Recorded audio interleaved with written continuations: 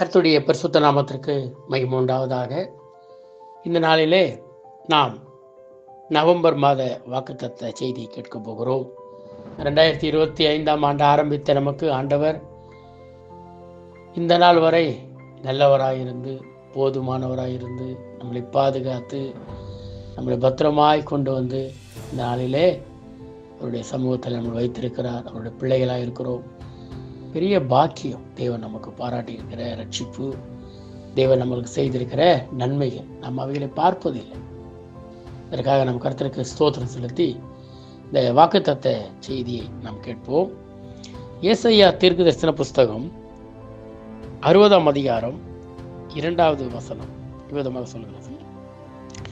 இதோ இருள் பூமியையும் காரிருள் ஜனங்களையும் மூடும், ஆனாலும் உன்மேல் கர்த்தர் உதிப்பார், அவருடைய மகிமை உன்மேல் காணப்படும். கர்த்தர் நாமத்துக்கு மகிமை உண்டாகட்டும். இந்த நாளிலே கர்த்தர் நம்முடைய மக்களாகிய தேவ பிள்ளைகளாகிய நமக்கு தேவன் தருகிற வார்த்தை, அவருடைய மகிமை உன்மேல காணப்பட போகிறது. அவருடைய மகிமை நம்ம மேல காணப்பட போகிறது. அவருடைய மகிமை பற்றி இன்றைக்கு நாம் பார்க்க போகிறோம். அநேக விஷயங்களை ஒவ்வொரு மாதமும் தியானிக்கிறோம், அதை உரிமையாக்கி கொள்கிறோம். கர்த்தரும் தம்முடைய வாக்குத்தத்தங்களை ஆம் என்றும் ஆமேன் என்றும் நம்முடைய வாழ்க்கையில கிரியை செய்ய வைக்கிறார். இந்த நாளிலே மகிமை உன்மேல் காணப்படும். அவருடைய மகிமை, கர்த்தரின் மகிமை நம்ம மேல காணப்படும் என்று சொல்லுது. அந்த முதல் 1-2 வசனங்கள் கூட ஏசாயால வாசித்து பார்ப்போம்னா, எழும்பி பிரகாசி, உன் ஒளி வந்தது. யாருடைய மகிமை? கர்த்தருடைய மகிமை உன்மேல் உதித்தது. அந்த மகிமை தான் இன்றைக்கு இந்த மாதம் உன்மேலும், உன் குடும்பத்தின் மீதும், உன் பிள்ளைகள் மீதும் கர்த்தர் வரப்பண்ணுவேன் என்று சொல்லுகிறார். அதை காணப்படுவேன் என்று சொல்லுகிறார். நல்லா கவனிங்க, கர்த்தருடைய மகிமை பற்றி பார்க்கணும். இன்னைக்கு நம்ம கர்த்தருடைய மகிமையெல்லாம் நம்ம என்ன பண்றதில்ல, பார்க்கறதே இல்லை. நம்ம ஏதோ ஒரு வாழ்க்கை வாழ்ந்துட்டு இருக்கிறோம்.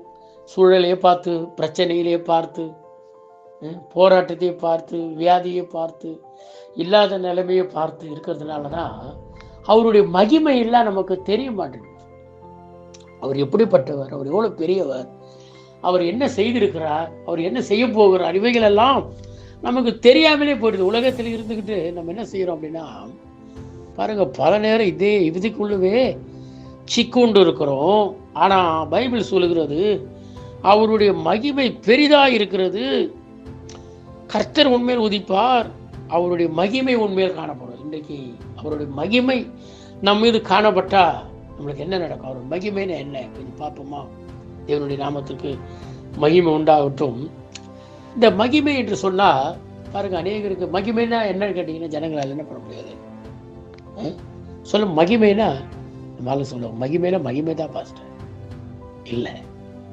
அதை பல விதங்களிலே நாம் புரிந்து கொள்ள வேதாகமத்தை முழுவதுமாக நிறைய வாசித்து பார்க்கணும். ஆண்டவருடைய மகிமையெல்லாம் என்ன, எப்படி வெளிப்பட்டிருக்கிறது, ஆண்டவருடைய மகிமை என்ன செய்கிறது, என்ன செய்யும், அந்த மகிமை என்மேல் உதித்தால் அது என்ன செய்யும், அந்த அறிவு நமக்கு வேணும். அப்படி இருக்கும் பொழுதுதான் ஆண்டவருடைய மகிமை இந்த மாதம் நம்மை நடத்தும். அந்த மகிமை நம்மை ஆசீர்வதிக்கும். அந்த மகிமை நம்மை உயர்த்தும். அந்த மகிமை நமக்கு சகலத்தையும் செய்யும். அந்த மகிமையினுடைய கொஞ்ச காரியங்களை இந்நாளிலே நாம் தியானிப்போம். ஆதியாகம புஸ்தகம் 45ஆம் அதிகாரம் 13வது வசனத்திலே யோசேப்பு இவ்விதமாக தன்னுடைய சகோதரர்கள் சொல்லுகிறார், எகிப்திலே எனக்கு உண்டாயிருக்கிற சகல மகிமையையும் நீங்கள் கண்ட யாவையும் என் தகப்பனுக்கு அறிவித்து அவர் சீக்கிரமா இவ்விடத்திற்கு வரும்படி செய்யுங்கள் என்று சொல்லி. பாருங்க, யோசேப்பு சொல்றாங்க சகோதரன் கிட்ட, நீங்க போய் எங்க அப்பா கிட்ட சொல்லுங்க, கர்த்தர் எனக்கு என்ன எவ்வளவு மகிமை கொடுத்திருக்கிறார் பாருங்க, நான் சொன்ன எல்லாம் நடக்குது பாருங்க. இதெல்லாம் யாரால வந்து தெரியுமா? அவருடைய மகிமை அவராலே வந்தது. என்னை எப்படி மகிமையா என்னை கர்த்தர் வச்சிருக்கிறார் பாருங்க, போய் சொல்லுங்க எங்க அப்பாவுக்கு.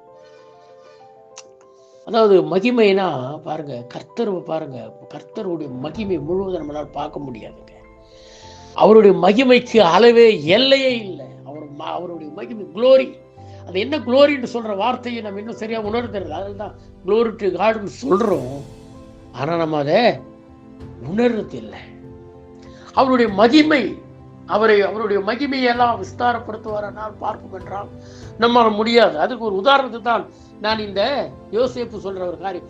யோசேப்பு ஒரு சாதாரண ஒரு தேவ மனிதனாக இருந்தாலும், ஒரு மனிதன் அவருக்கே இந்த ஒரு எகிப்து தேசத்துல அவரை வைத்திருக்கிற அந்த காரியத்தை அவர் அந்த மகிமையை உணர்ந்து சொல்கிறார். பாருங்க, நான் எவ்வளவு மகிமையா இருக்கிறேன் எகிப்து தேசத்துல. எங்க அப்பா கிட்ட போய் சொல்லுங்க.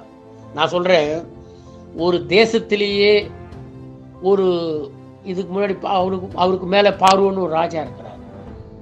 இவருக்கு கொஞ்சம் அதிகாரங்களை கொடுத்து இவர் தேவ மனுஷன் சொல்லி வச்சிருக்கிறார். அவரு சொல்றாரு, என் மகிமை எனக்கு நான் சொன்னா என்ன நடக்குது பாருங்க, எனக்கு எவ்வளவு அதிகாரம் இருக்குது பாருங்க, என் மகிமையெல்லாம் போயிட்டு எங்க அப்பாவுக்கு சொல்லுங்கன்றாருன்னா, நான் சொல்றேன், இந்த வானத்தையும் இந்த பூமியையும் சிருஷ்டித்த கர்த்தருடைய மகிமை எப்பேற்பட்டதா இருக்கும்.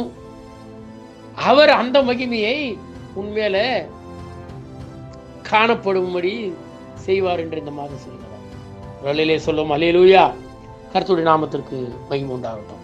அது மாத்திரமல்ல, இப்படியே நாம் பார்த்து கொண்டிருப்போம். ஆனால் யாத்திராகமம் புஸ்தகத்தில் 14ஆம் அதிகாரம் 4வது வசனம் விபதமாக சொல்கிறது, ஆகையால் பார்வோன் அவர்களை பின் தொடராதபடிக்கு நான் அவன் இருதயத்தை கடினப்படுத்தி நானே கர்த்தர் என்பதை எகிப்தியர் அறியும்படி பார்வோனாலும் அவனுடைய எல்லா இராணுவத்தாலும் மகிமைப்படுவேன் என்றார். அவர்கள் அப்படியே செய்தார்கள். கர்த்தர் பல நேரங்களில் தன்னுடைய மகிமையை ஜனங்களுக்கு முன்னாடி பயங்கரமாக காண்பித்து தம்முடைய மகிமை என்ன செய்யறார், அவரு விளங்க பண்றார்.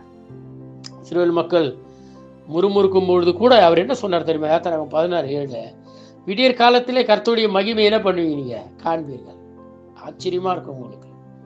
காலையில பாருங்க, கர்த்தருடைய மகிமை என்ன பண்ண போது உங்களை இந்த பூமியே மூடி இருக்கும்.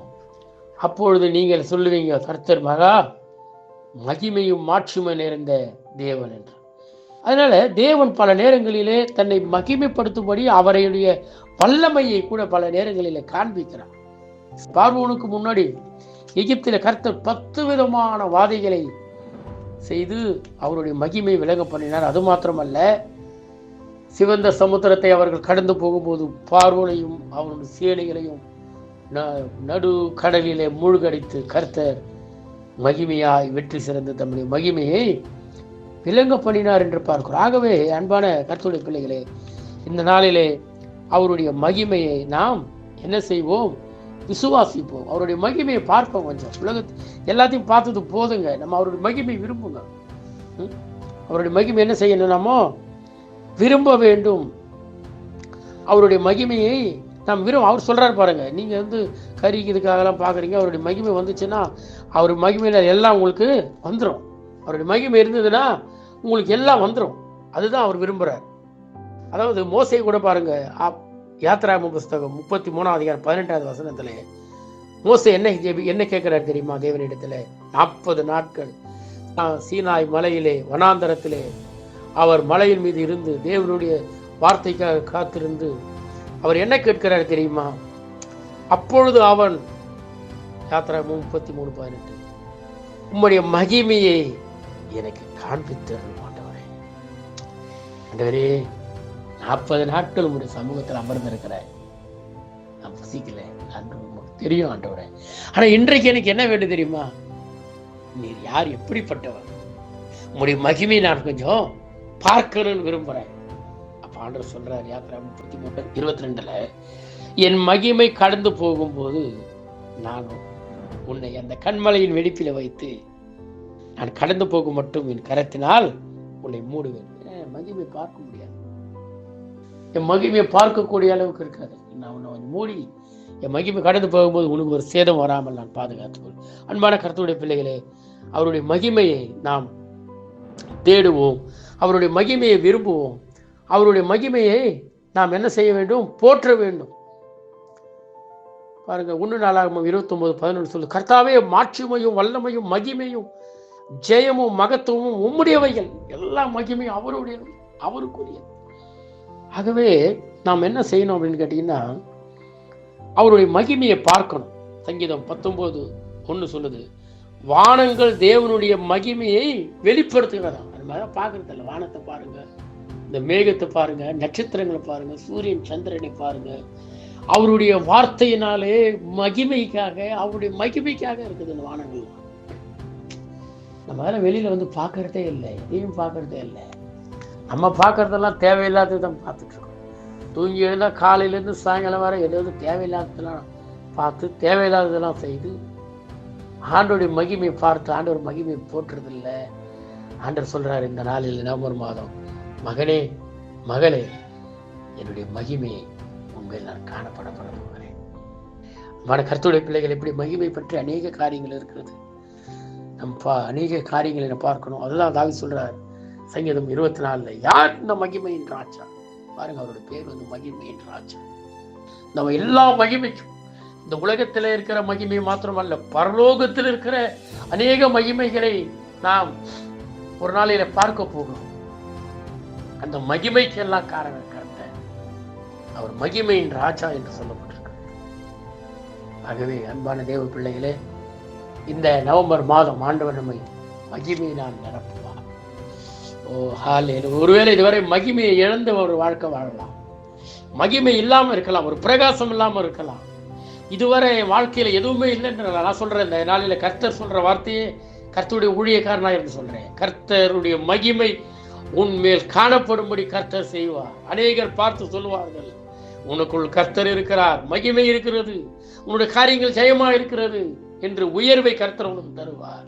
ஒரு ஆசீர்வாதத்தை கர்த்தர் தருவார், ஒரு நன்மையை கர்த்தர் தருவார். நீ கர்த்தருடைய சமூகத்தை, நீ மகிமையை தேடு. கடைசியாக ஒரு வசனத்தை சொல்லி நிறைவு செய்கிற சங்கீதம் 27 சொல்கிறது, கர்த்தரிடத்தில் நான் ஒன்றை கேட்டேன், அதையே நாடுவேன். என்ன கேட்டாராம்? ஒன்னே கேட்டாராம். பாருங்க, நம்ம எவ்வளவு கேட்கிறோம், ஆனா அவர் கேட்கிறார், ஒண்ணுதான் கேட்கிறாரா, நான் கர்த்தருடைய மகிமையை பார்க்கும்படியாகவும் அவருடைய ஆலயத்தில் ஆராய்ச்சி செய்யும்படியாகவும் நான் என் ஜீவனுள்ள நாளெல்லாம் கர்த்தருடைய ஆலயத்தில் தங்கி இருப்பதையே நாடுவேன். அவர் பாருங்க, தாவீது சொல்றார், ஆண்டவரே நான் ஒன்று கேட்கிறேன் உங்ககிட்ட, உம்முடைய மகிமையை பார்க்கும்படி நான் உன் ஆலயத்திலே காத்திருப்பேன். அன்பான தெய்வ பிள்ளையே, எத்தனை பேர் இந்த நாளிலே எனக்கு இந்த மகிமை வேண்டும், ஆண்டவர் என் மீது மகிமையாக இருங்க வேண்டும், ஆண்டவர் மகிமையான காரியங்கள் செய்ய வேண்டும், ஆண்டவர் என் மீது மகிமையை வெளிப்படுத்த வேண்டும் என்று விரும்புகிறீர்கள். நான் சொல்றேன், கர்த்தர் அந்த மகிமையினாலே உங்களை மூட பண்ணுவார். மோசே எப்படி மகிமையை காண்பித்து தம் கரத்தினால் மூடினாரோ, அதே போல கர்த்தர் உங்கள் மேலையும் மகிமையை காண பண்ணுவார். கர்த்தர் உங்களை ஆசீர்வதிப்பாராக. ஆமென்.